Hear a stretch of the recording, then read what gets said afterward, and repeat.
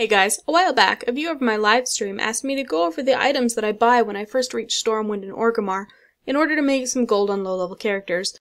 Now I'm on my level 60 PvE twink, so it's not like I'm on a super low-level character, but I can still hit up the same vendors, so let's go ahead and take a look. Some of these will be recipes, some of them won't, but these are all items that I buy out and try to resell at a profit, and have generally had some pretty good experiences with. When you first enter Stormwind, you're going to head to Everyday Merchandise here on the right and speak to Edna Mulby. She won't always have this, but on a limited quantity of one, she might sell you the design of Heavy Golden Necklace of Battle. Go ahead and buy it out if she has it, and then continue on. We're heading to Old Town to the Pig and Whistle Tavern, which houses the cooking trainer. Instead of going downstairs to the cooking trainer, though, we'll be going upstairs to Kendor Kabanka.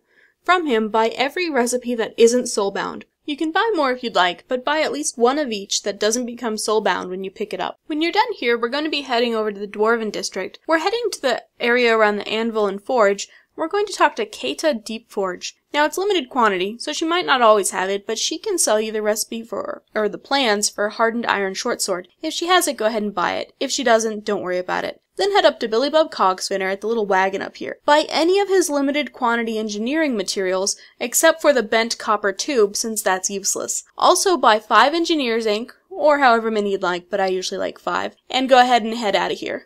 We're going to be heading back to the trade district side of the canals here, and head to the dock where you pick up your fishing daily. Talk to the fishing supply vendor here, and she may have a strong fishing pole. If she does, go ahead and buy it, and then head up here. Head into the enchanting shop and pick up some copper rods, every limited quantity enchanting mat, 5 enchanting vellum, 8 star wood, 5 simple wood, and 1 of each enchanting recipe that's bought with gold. When you're done here, head along the canals on the north end and enter the mage quarter from its north entrance. To the right, you'll find a pyrotechnics shop that a lot of players don't even know exists.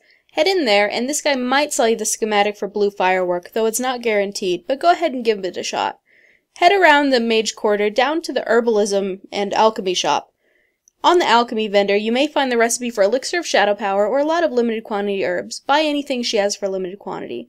Run into the tailoring shop across the path and be sure to pick up the pattern for the white wedding dress and the blue overalls.